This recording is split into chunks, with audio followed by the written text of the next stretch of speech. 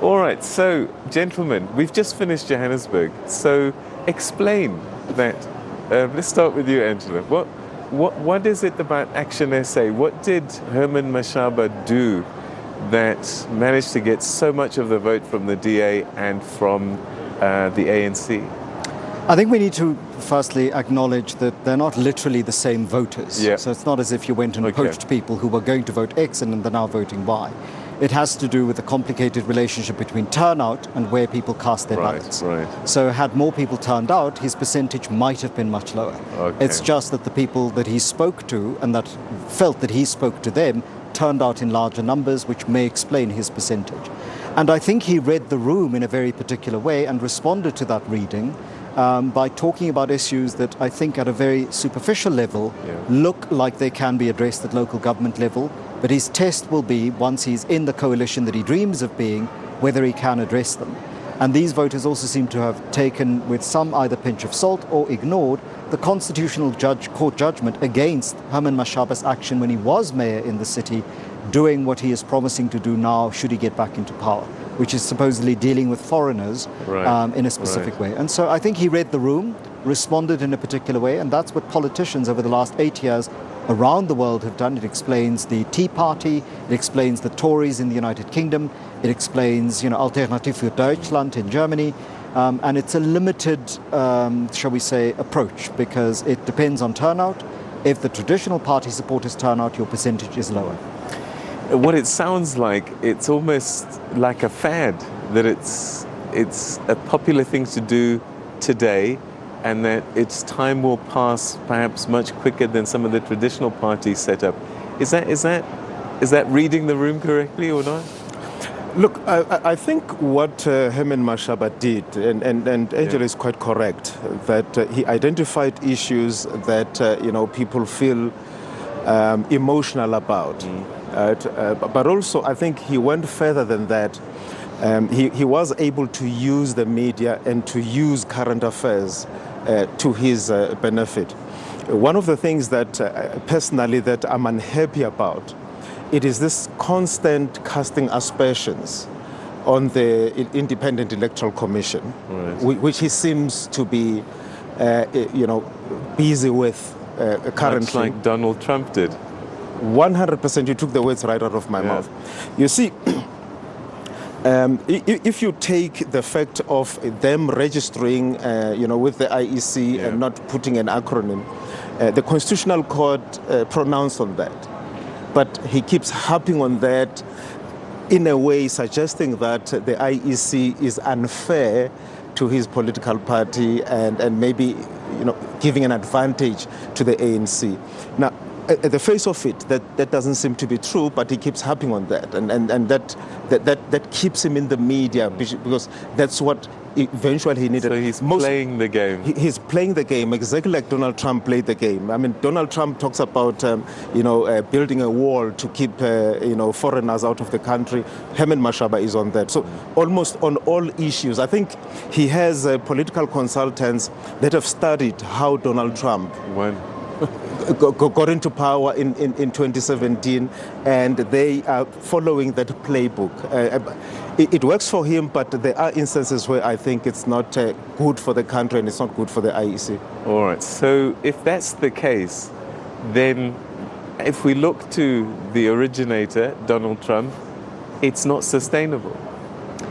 And Trump was not even the originator, right? So Trump simply took the formula and made it, he metastasized it and got to the most powerful position in the world.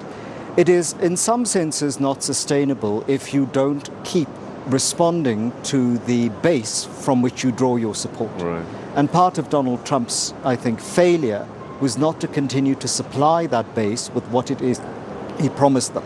And this is my concern around voters who shift their allegiance away from parties that have legitimately disillusioned them. There is no doubt about the poor record of the governing party and two governing parties that have dealt in Johannesburg over the last 5 years, towards people who are making promises that sound really wonderful. And it's not just Herman Mashaba in this particular case. We've heard other leaders of parties make promises for which the recipe to make those promises real may not always be clear. So they take on issues that speak to emotions, but it's not clear how rationally they're going to meet those. So people don't have money, you promise graduates a certain kind of bonus. Where does that money come from?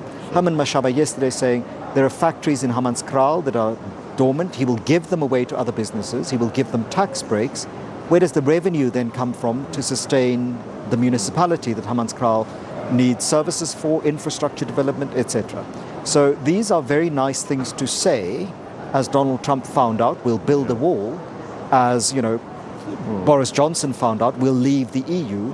They have very, very different consequences once they're implemented, when the politicians who made those promises force the implementation but don't put any of the real politicking and administrative processes in place to protect the electorate from the consequences that were foreseen and denied. The ANC and the DA have been punished everywhere.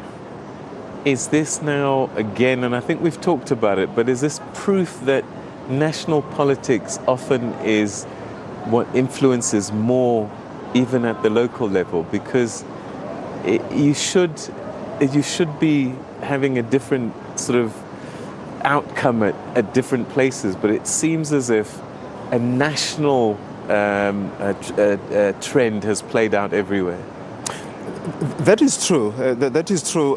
But also, I think that these elections, to many people, certainly to me, I see them as what you'd call midterm elections, which is more like voters saying, this is how we feel about the direction the country is saying.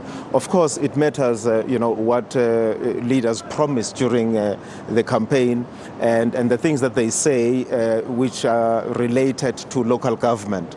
But I think, we are still a country where people vote for parties on the basis of how they feel about that political party and not so much about what that party has done or is going to do. But I think in this particular election, the voters have spoken quite clearly and unambiguously that they are not happy with the direction in which the country is taken, led by the ANC. And I think in the case of the Democratic Alliance, it's a question of, it as it is repositioning itself, trying to galvanize ethnic minorities and going back to its roots, at least from 1999, where they were coming up as a conservative party, very hard in their opposition against the ANC. I think that as we move forward, and coalitions get formed, these political parties are going to bear in mind what voters want. I was a bit perturbed by what Floyd Shivambu of the EFF said. I think it's an opening gambit, but they're suggesting that in order for them to cooperate with other parties, if they cooperate with the ANC must give them a municipality and they will have their own municipality. And I think that is the subversion of the will of the people. If the EFF gets 10% in Tshwane, for example, and they must take the leadership of that council and have the mayor and members of the mayoral committee, you're simply saying that a party that received only 10% of the vote of that municipality now has to govern that municipality. So you're subverting the will of the people. And I don't think that the ANC or any party that would want to go into coalition with them should agree to that. The will of the people, yes, this is politics. People are going to be having alliances and all those things and partnerships, but you cannot take away the voice of the people that said, this is the party or these are the parties that we would want to lead government. And then you take a minority party because it's cut a deal with another party to rule another municipality. I don't think that should be accepted. All right, we're going to pause a little bit and go to another one of our results centres, but I'm going to leave you with a thought. 2016, EFF arrived, new kid on the block, they wowed everybody. 2021, ActionSA have done the same. What is it that ActionSA have to do to replicate EFF that went on? They weren't a one-hit wonder, as it were. Can ActionSA do the same, or is it going to be much harder for them? That's a question for you after this, because now we're going to, I think,